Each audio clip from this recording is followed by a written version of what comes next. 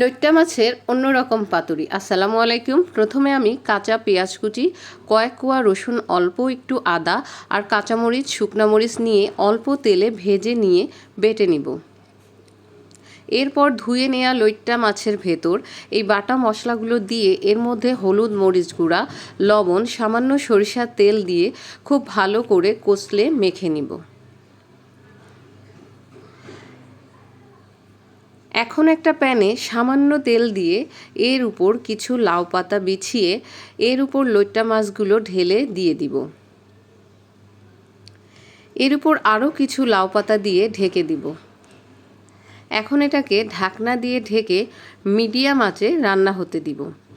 যখন দেখব উপরের পাতাগুলো কালো হয়ে গেছে, তখন পাতাগুলো সরিয়ে নামিয়ে নিলেই রেডি লইট্টা মাছের দারুণ স্বাদের পাতুরি।